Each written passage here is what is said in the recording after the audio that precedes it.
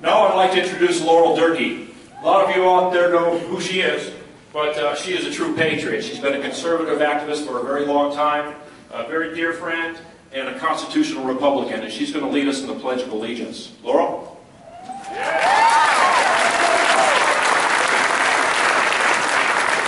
I pledge allegiance to the flag of the United States of America and to the republic for which it stands, one nation, under God, indivisible, with liberty and justice for all.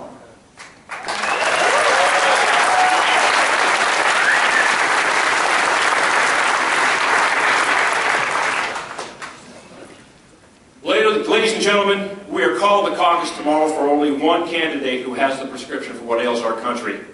Dr. Paul came back to Spokane because he knows how important the Washington State caucuses are, and he knows that Spokane will deliver.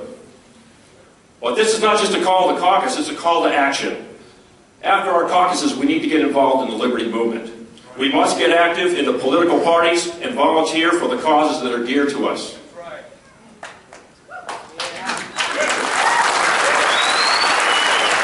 Samuel Adams once said, it doesn't take a majority to prevail, but rather an irate, tireless minority, keen on setting brushfires of freedom in the minds of men.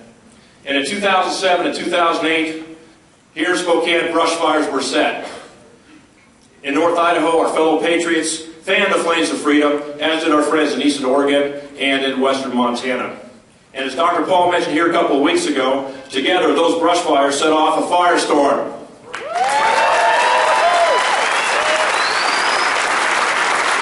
So how did we do it? We did it by asking one very simple question.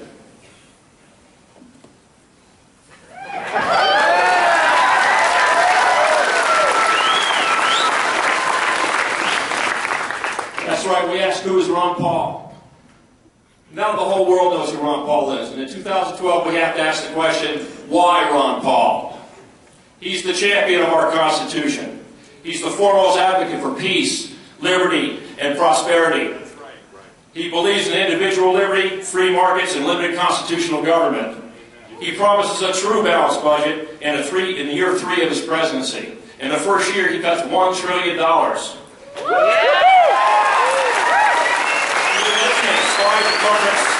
In the cabinet, and he abolishes the TSA.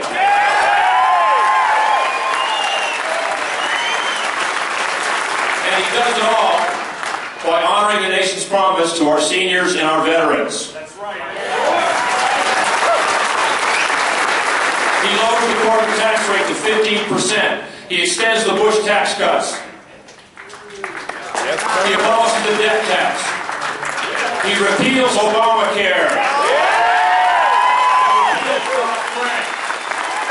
He repeals Sarbanes-Oxley. And will cancel all oppressive regulations issued by executive order. He will implement competing currency legislation to strengthen the dollar.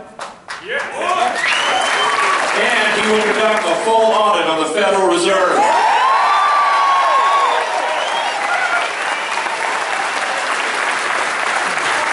Return to the humble foreign policy of our founding fathers. And he'll do it all for $39,000 a year.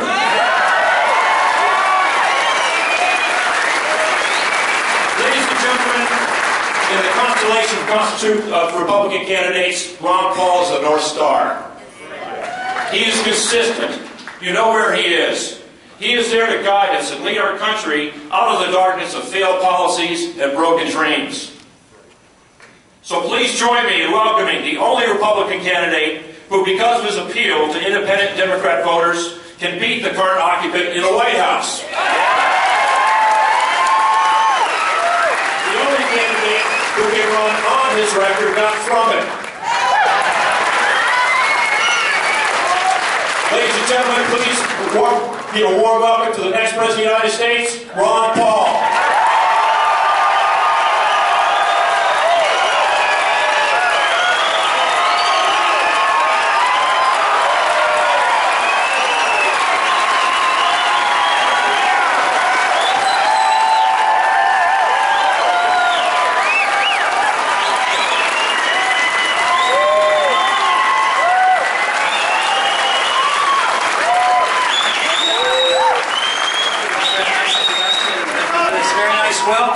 appreciate that very much. And I want you to make sure that you know my wife is with me today. And our granddaughter Linda is also with us today. You know, things have been going very well, but we keep coming back to Washington because we expect to do real well here. The other day they had, you know, it's a little more complicated in Wyoming how they pick the delegates, and we weren't expecting a whole lot, but we ended up getting 6 delegates out of Wyoming just the other day. You know, so often it comes up about, you know, the differences. They'll say, you know, why you attack him or why you say this about that, and I usually end up saying, well, I'm really campaigning against all three, one not different from the other. They all represent the status quo. We have something different. But the one thing is about the other three, and really the establishment, they really represent the past as far as I'm concerned. I think our campaign represents the future. That's right.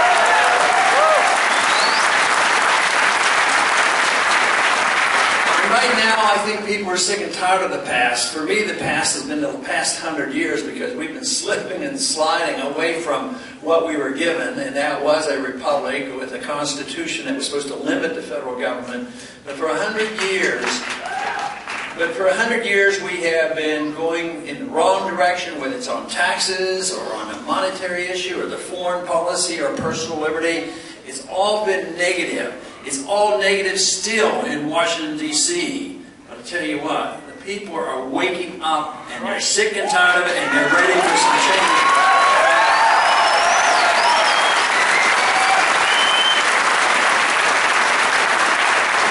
There certainly was a significant change in 1913 when they decided to give the American people the income tax. The founders didn't give us the income tax, and it was fought against for a long time, but they said, well, it'll just be a little bit, low percentage, and just for a few people, it won't be a big deal.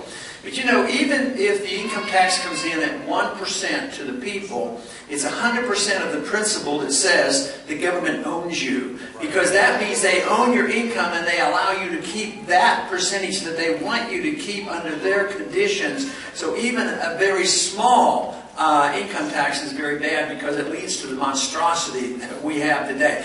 That's why in a free society and true republic, a limited government, we would not have an income tax and we would have to repeal the 16th Amendment.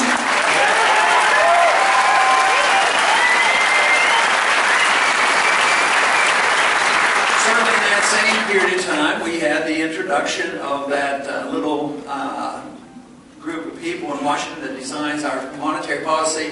The Federal Reserve System came in 1913. And,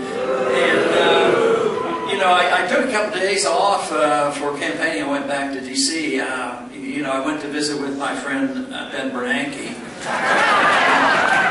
And I tried to explain to him that the Federal Reserve hasn't been doing a very good job. They've been in business for 99 years, and they've lost 98% of the value of the currency in the dollar that they got in 1913. So I'm bound to determine that next year on the 100th anniversary, we should celebrate by repealing the Federal Reserve Act.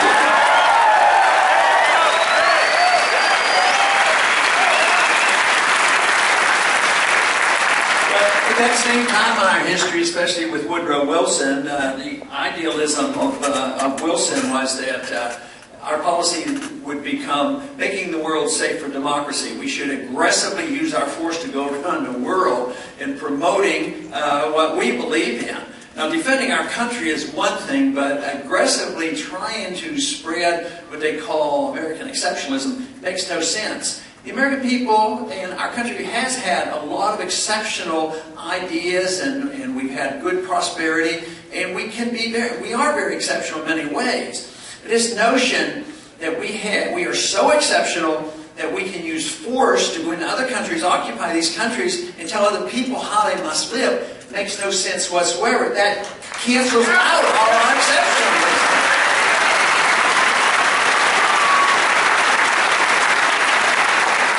Truly exceptional nation or exceptional town or exceptional person sets a good standard, then other people would look to us. They would look to our country, and if we are free and prosperous, have sound money, peaceful foreign policy, maybe other countries would say, you know, America is exceptional. Then they would want to emulate us and not think that we have to do that by force. And I think that's what has happened, especially in these last 10 or 15 years. It's been a bad trend. This whole notion came up with the last administration and pursued by this administration of preemptive war. You know, if they would say what that really is, you know, we live in a time where they use language in a negative fashion. But preemptive war is aggression, is what it is. And we don't have a right to invade another country that has not attacked us, no matter what kind of government they have.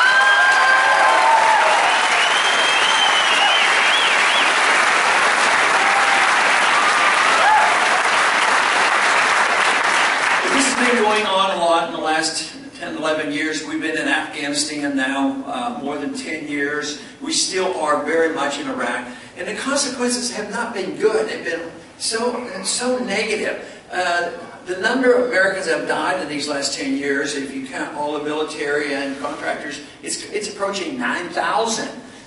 But that's only part of it. When you think about the 44,000 have come back severely injured, people seem to forget about them. They come back, just think of how many came back with our amputees. And think of the hundreds of thousands now begging and pleading for help at the veterans' offices for post-traumatic stress syndrome and brain injury. We need to take care of our veterans.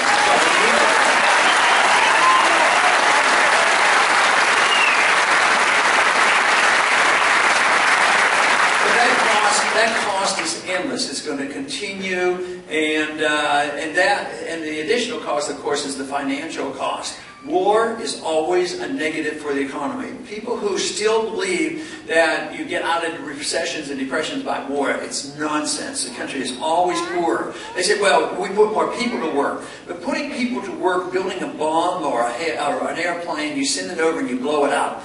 There's no added benefits to our society. Standard of living doesn't go up. But what they don't think about, if we wouldn't spend these hundreds of billions of dollars overseas, and that money would be spent back here, maybe we would be competitive in the manufacturing business once again.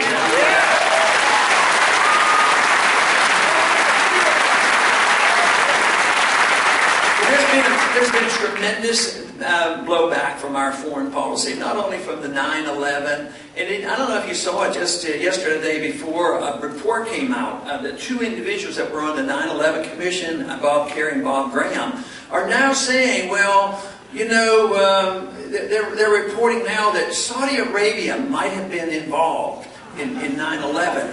And I said, now they're saying it. Why didn't they say it when they were on the 9/11 Commission and tell the American people the truth? But you know, I always wondered, the truth is, we don't know the truth about 9/11, exactly what happened.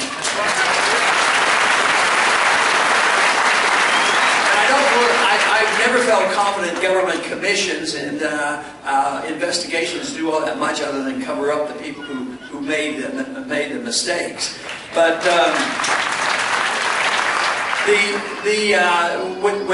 what they're saying now is that maybe the government was literally involved. 15 out of the 19 came from Saudi Arabia. The thing that bothered me most back at that time was there were a lot of people from Saudi Arabia in this country, even with the last name of bin Laden. And guess what? They got on their private jets. They flew out of this country before I was allowed to get on an airplane and try to get out of D.C. and come back to Texas. There's something wrong with that.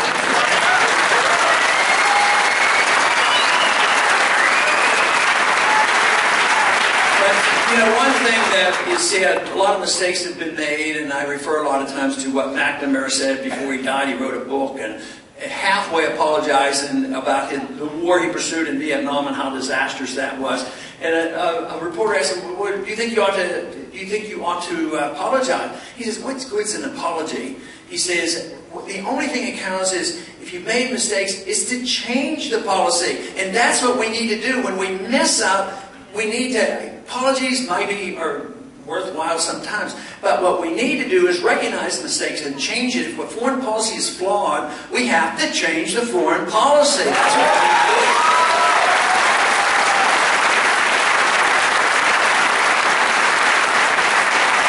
We have literally driven so many in the Middle East into the arms of the Iranians. Here we are about ready to go to war against the Iranians, but we're driving them into the arms of the Iranians. The Iraqis are closer. They're all Shiites now. The Shiites are in charge of Iraq. And, Saddam Hussein, as bad as he was, at least he didn't get along with the Ayatollah, and there was a balance of power there. So, in Pakistan now, we have this schizophrenic attitude with Pakistan. We give it billions of dollars, at the same time we send drone missiles over there and killing innocent people, and they get a little upset with us. But guess what? We're telling them what to do, and they have to do this, and they're getting tired of it.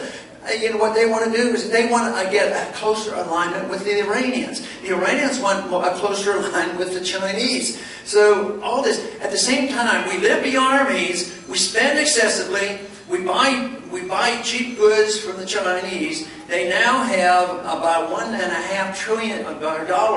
They're buying them the less frequently now, but guess what? They're investing them. They're not investing in war, they're investing in buying oil wells and natural resources in countries where we're occupied, like Afghanistan. They're literally going in there, and even in Iraq and Iran. And they're acting too much like capitalists to me, as far as I'm concerned. But I think we're so foolish. I think the foreign policy has to be changed. And that's where the $1 trillion that I want to cut out, I'd start with overseas spending.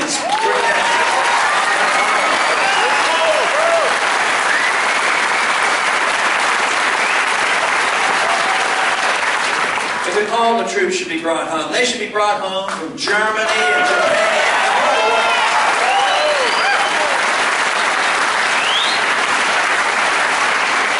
And there are programs, certainly we need to take care of the veterans, but there are programs that we should try to salvage. They're bankrupt right now. Medicare and Social Security, they're bankrupt. And at the rate we're going, at the rate we're spending, the dollar will collapse and the money won't work and everybody's going to be really hurt. So my idea is cutting this $1 trillion, and you have to cut something domestically and overseas. But you've got to have priorities. And for me, are the people that have become dependent on the federal government, which they should have never in the first place, but they are, and we should start with cutting that. And that is child health care, and medical care for the elderly, and Social Security. And we can do this with cutting. If we want to cut, we might be able to save Social Security. If we won't cut, I think we're in a lot more trouble than anybody really wants. So that is the main reason why I want to emphasize how necessary it is to cut the spending.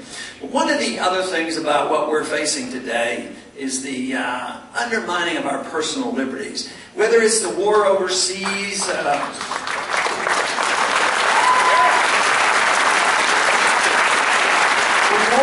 wars are going on, and we look back in our history, whether it was the Civil War, World War I, or World War II, look at what we did to the Japanese Americans and put them in concentration camps. And most of the time we back off from that. But now we're in a war, it's been declared, it's preemptive war, and it's worldwide. It's against a force called terrorism. Terrorism, people who commit crimes. And so many people who we're trying to kill right now are called Taliban. And Taliban were our allies when the Soviets were in Afghanistan. And their people, they're not part of the Al-Qaeda. They're not planning to come here. Al-Qaeda gets so angry they do want to come here. But the Taliban are individuals, despite their religious beliefs and everything else. To me, that's not our business. But the Taliban really motivates people by saying, let's throw all the foreigners out, whether they're the Russians or the Americans, and we ought to try to understand it from their viewpoint as well. Right.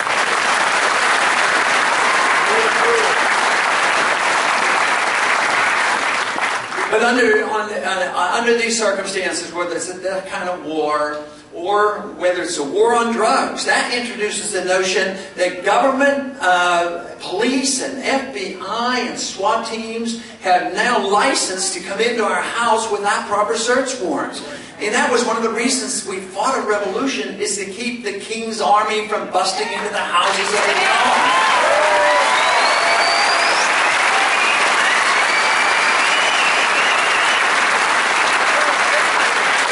that was a consequence, of course, of 9/11 and passing a bill that they had tried to pass for a long time, but they got it passed right after 9/11, and that was the Patriot Act that should have never been passed. It should have been repealed. I claim that the Patriot Act would have never been passed if they called it Repeal the Fourth Amendment Act. Maybe they would have voted against it. So when we get ready to repeal it, we're not going to say it's the repeal of the Patriot Act because people like to be patriotic. I think it's an unpatriotic act. But what we should call the bill is Restore the Fourth Amendment Act.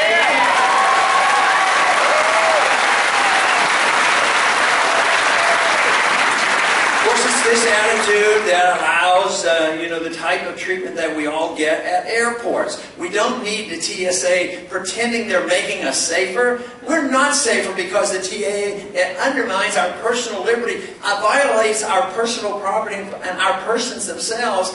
And they say this is done all to make us safe and secure. I think it's a dream. I think it's misled, and unfortunately, it just teaches us to once again be obedient to the state. Just as the income tax is obedience to the state, the TSA makes us obedient and march in line and do as they tell us.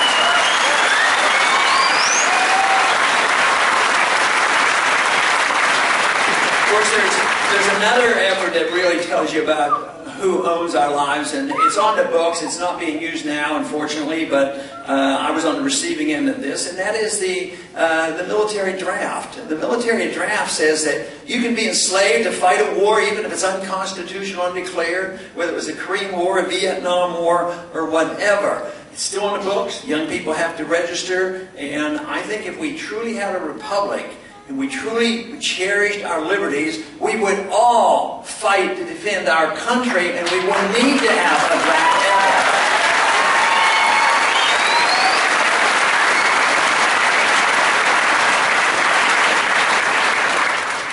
The American people are waking up. Washington is still sound asleep. And it is not only Washington, D.C. that we have to be concerned about. There's a lot of levels of government. This is pervasive. It creeps along. The policing activity of the federal government creeps into the lower levels too. But on January 1st, when a lot of new laws come into effect, this year, in spite of this anti-government movement, the Tea Party movement and others saying enough is enough, let's back off, people are waking up, but we still have a lot of work to do.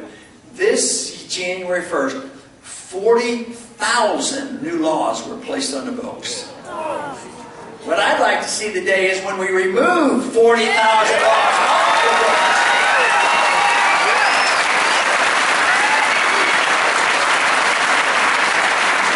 And of course, under those circumstances, we would shrink the Federal Register. But the way the laws are written are incorrect. Only the Congress is supposed to write the laws, not the executive branch. But we create an agency, and then the agencies go wild, and they massively expand the power of these agencies, and they write the regulations, and they become law. And the president sometimes will say, well, the Congress is not acting quickly enough, so I will just write an executive order. And presidents have been doing this.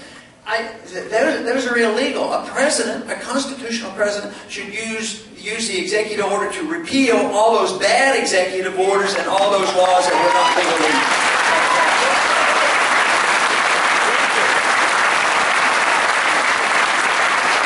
Of course, we have a judicial system that does the same thing. They do a lot of writing of laws.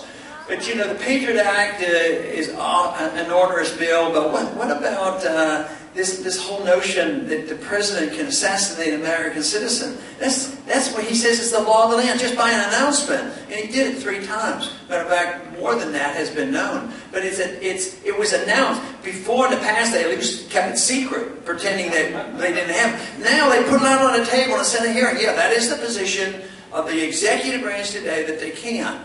And not only that, when the National Defense Authorization Act got passed at the beginning of this year, this was put on a platter by the Congress and said the president can use the military now to arrest civilian Americans and put in prison and denied an attorney, denied a trial, denied charges, kept in a secret prison indefinitely. That's law of the land. And they said, well, that isn't well, it hasn't been used too much. But it's that principle that sits there. What if we get into an economic calamity like some of us believe we might if we don't straighten out our budget and we have chaos? If they rounded up the Japanese in World War II, they're quite capable of rounding up American citizens. If this authoritarianism that prevails, and people tend to, I can understand the desire, because when there is chaos and it looks like anarchy, people say, please, please give us more power, more government, more government. So to me, as a physician in particular, I think an ounce of prevention, is much more better than a pound of cure. So we need to prevent this from happening.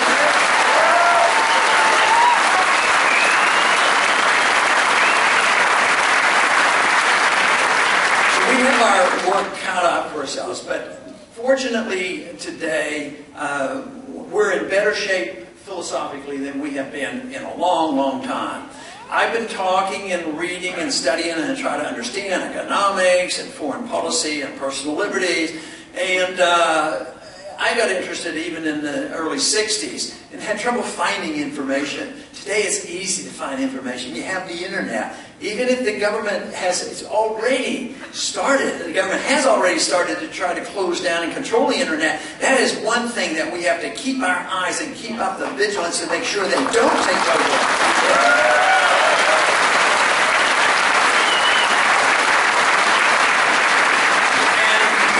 People deserve a lot of credit for stopping this bill, Stop Online Piracy Act.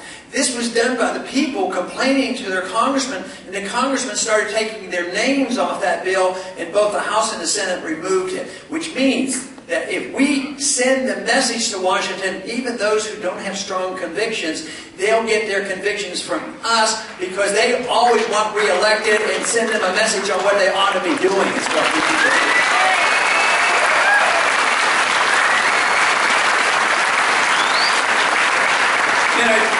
It's frequently been said, we talk about liberals and conservatives and independents and all, but, there was an old saying, and I think it was especially in the 60s, they said if you were 20 years old and not a liberal, you didn't have a heart. I imagine you've heard that. But then they said if you were 40 and you weren't a conservative, you didn't have a brain. And that was the way people were supposed to change. The freedom movement says, why can't we have a heart and why can't we have a brain at the same time?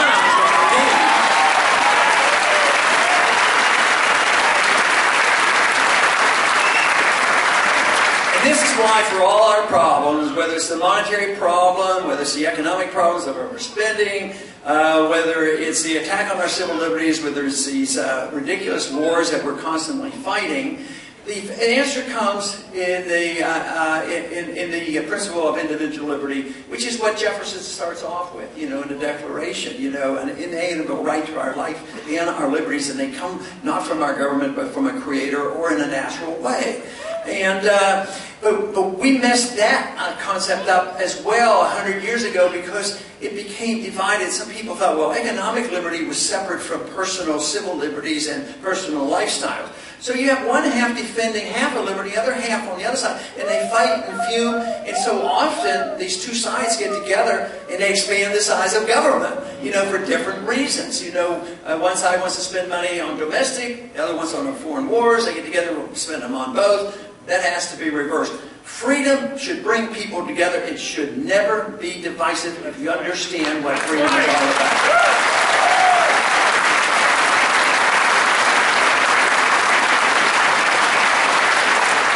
And we generally understand this on religious values. We know that we're supposed to protect freedom of religion. Sometimes it's still getting abusive, and sometimes the attacks today, it doesn't make me comfortable. But we generally say, yes, practice your religion wherever you want to be. If you don't want to be anything, you don't want to believe, the government's not supposed to be involved. But when it comes to personal liberties, lifestyles, and what we put into our bodies, all of a sudden we have a bunch of busybodies telling us exactly what we're supposed to do with our lives and how we should run our life. I think the principle there is that we should never accept the idea that the government can protect us against ourselves. It's our business.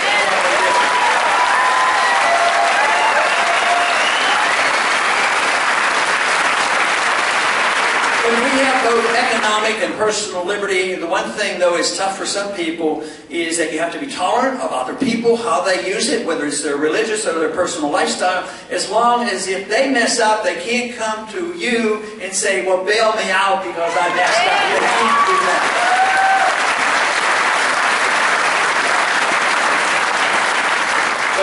But the tolerance part is difficult for some because some people do use their personal liberties and it's rather abhorrent. But if they don't hurt anybody else and it's just because they want to live that way, that should be their business. Now you say, well, that doesn't work. We have to have government stepping in. We have to have them stepping in economically because there's always a need. We have to step in because personal habits can get out of control. Well, yes, there's one rule that you can. They step in when people commit fraud or abuse or theft or injure people or steal or hurt people. Yes, that's when the government steps in.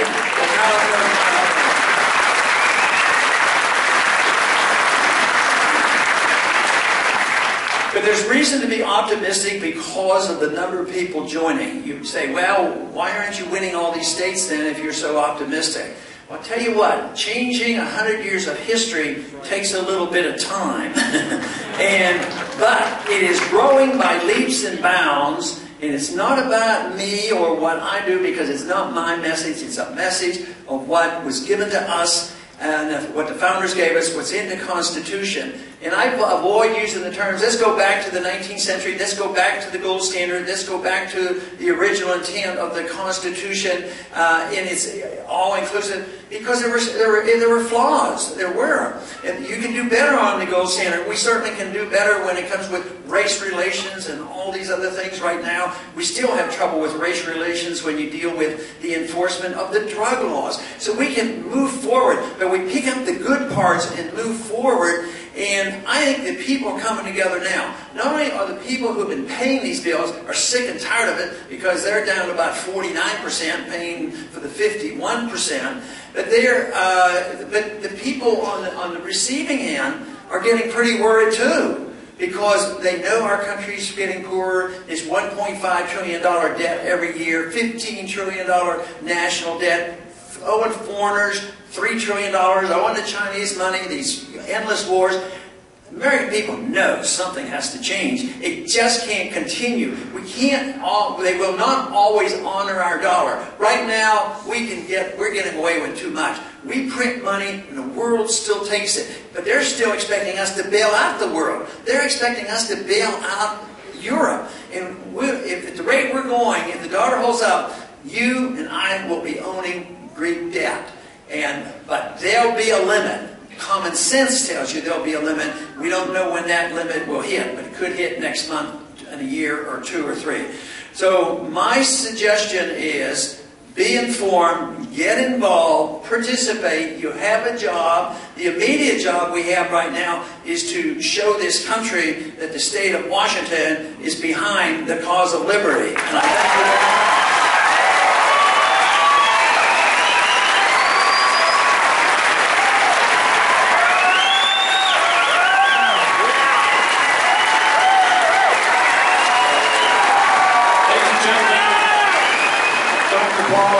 Take questions. We have a Q&A that's going to follow, and your questions have been prepared by our volunteers, and I believe Rob Chase is going to take the lead on that.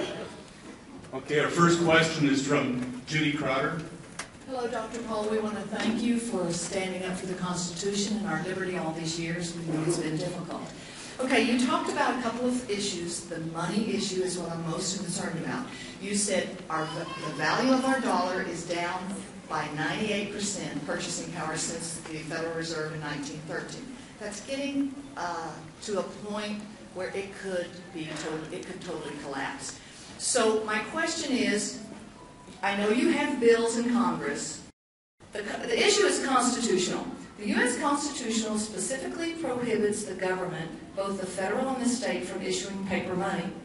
Article 1, Section 10 directly prohibits the states from issuing money, and Article 8's first draft back in the Constitutional Convention did allow the government to issue, but then they took that out by a vote of 9-2. The federal and the state governments cannot issue paper money. So, my question is, since neither the federal or the state can issue this paper money, it's unconstitutional. They can only write legal tender laws that use gold and silver. How did we get the Federal Reserve dollar note, which is a private issued dollar, and is it a constitutional dollar? How do we get to that point? Yes. Yeah. Okay, how do we get back to a gold standard? And she's right, the states do not have the authority to print their own money. They are instructed to use only gold and silver as money. The overhaul, the biggest thing you have to do is repeal the Federal Reserve Act. That's what you would have to do.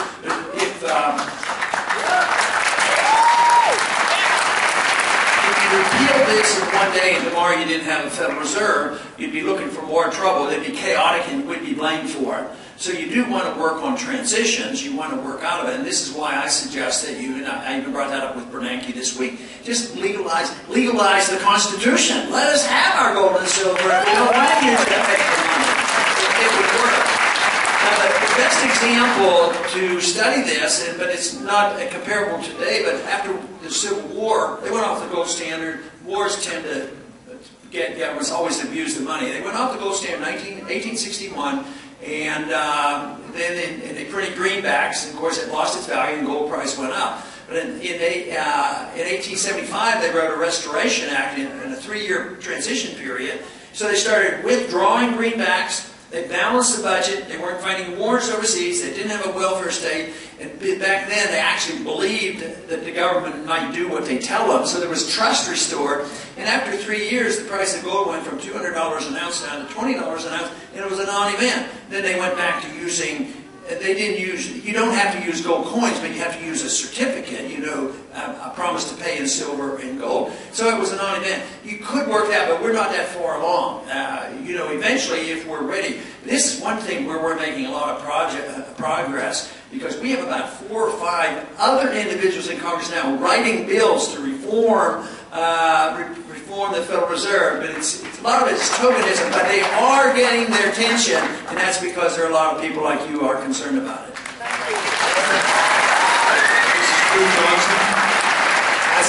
As president, how would you address the rising costs of college education? How would I address the subject of the rising cost of college education? Get rid of the Federal Reserve. Because, you know, the other day people talk about the price of gasoline. They say, what are you going to do with the price of gasoline? Well, the price of gasoline, you know, goes up because the value of the dollar goes down. But if your wages went up equal, let's say the government increases the money supply by 50%. Since the crisis came, they've been doing 200 and 300%. But let's say the prices go up 50%. If your wages go up 50% and all prices go up 50%, it's no big deal. But what happens is you inject money into circulation. The people who get it to use it first have the biggest advantage. So there's a transfer of wealth to those people who use it. The government, big business, the banks, the military-industrial complex, they get to use the money first and they get the advantage. But then the money goes and circulates, and it goes to where the government directs it. And laws generally do it. Housing bubble, we had a lot of laws. We had the excess credit. Then we had laws that said you have to make these loans, give them to even if you don't qualify, you get a loan. But what has the government done? In medicine, they pump a lot of money into medicine because they want to help people. But all it does is push prices up. And medical care quality goes down. So when it comes to education, you say, well, everybody deserves a college education. They don't deserve a free college education. You can't get it for free. But if the government goes in and said we are going to guarantee a loan to a college education, that means more money goes into the education. It's some probably, you know, not everybody ends up getting a college education, but if the government directs more money into education, generally prices go up. And if you compare what students have to put up with today compared to when I went through college, it was not that difficult for me to work my way through college. And I was only paying about $350 a month, a semester for my tuition. And but I could do that by summer work and 2 or 3 jobs on campuses. But now today, the government has pushed these costs up.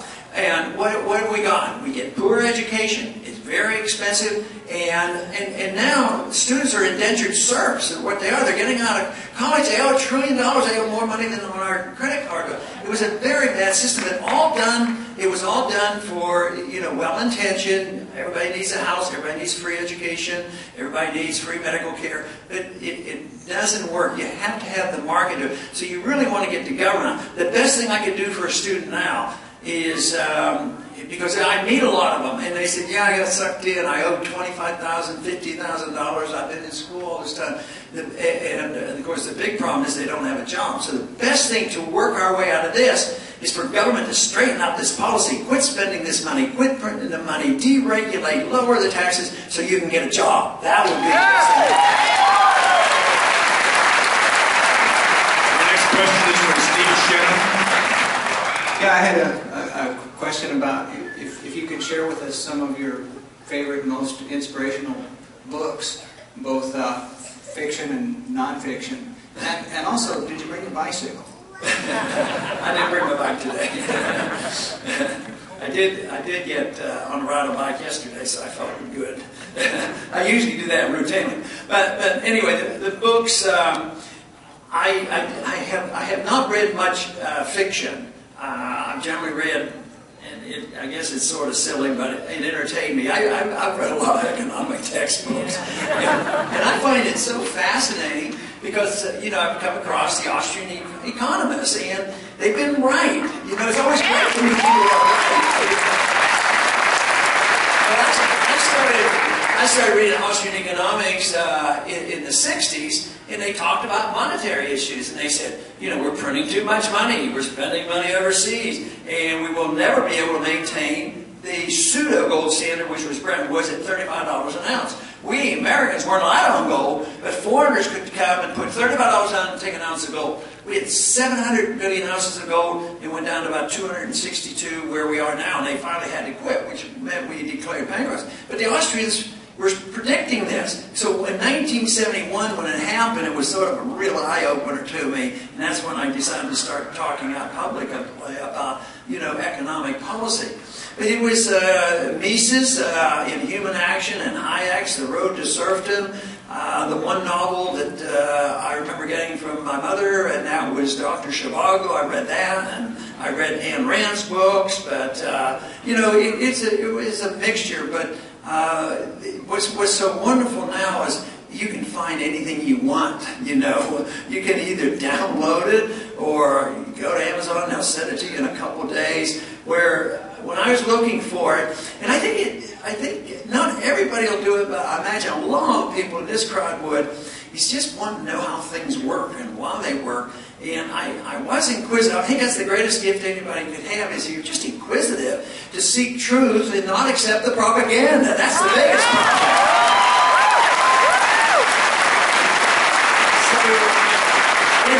Early on, I had to search for the books, and the organization that helped me the most was the Foundation for Economic Education, the Leonard Reed Group. And you could order books and write to them, but today there's no excuse for not finding the material that you want. And let's hope we are able to keep the internet free and open. Yeah. The next question is from Van Blake. Okay. Gary Rhodes. Right here, Rob. Hey, thanks so much, Doctor, for all your tireless efforts. And I was wondering if you were going to sing for us. No, that's not my question. Hey, it works for some people. At least I could. No, I was just wondering if you ever think that there's a time when it's appropriate to put your party ahead of your principles. Never.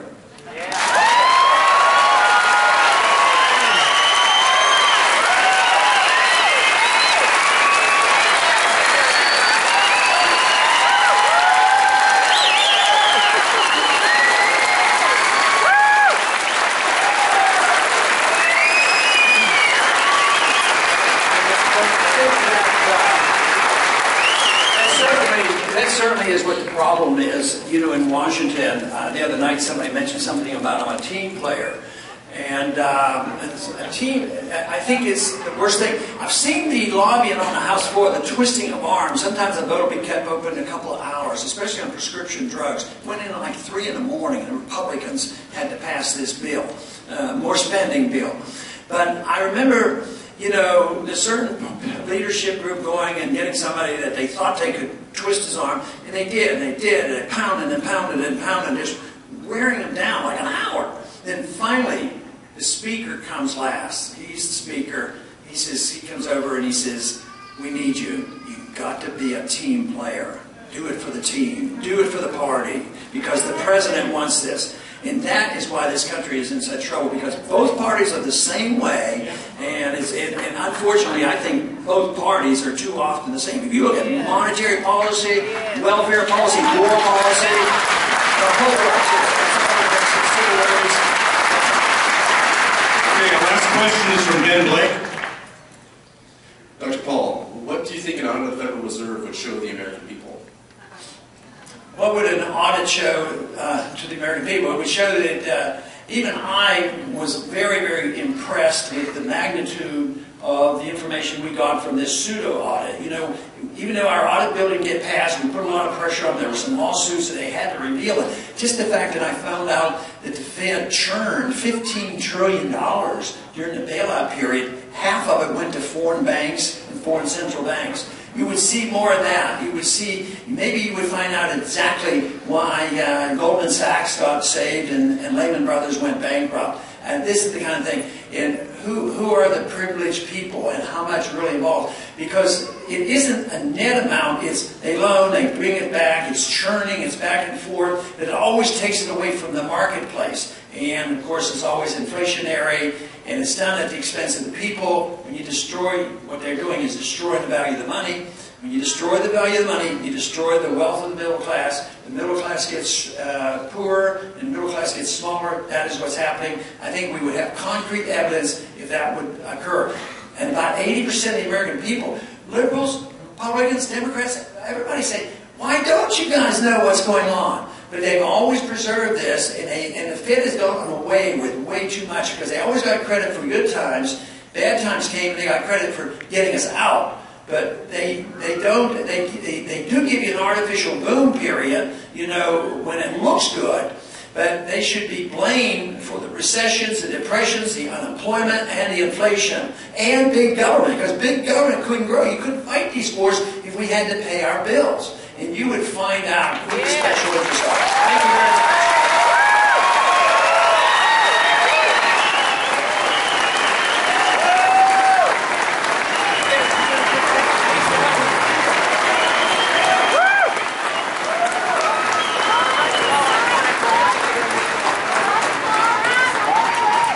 Thank you, Dr. Paul and family.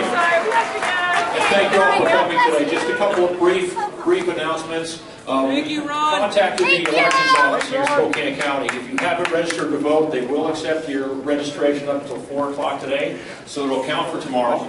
We have people out in the front who can check to see if you're registered or not, and we also have forms if you need to register. We'll get that taken care of for you. Again, thank you so much for coming. We really had a great time today, and please go to your caucus tomorrow and vote Ron Paul.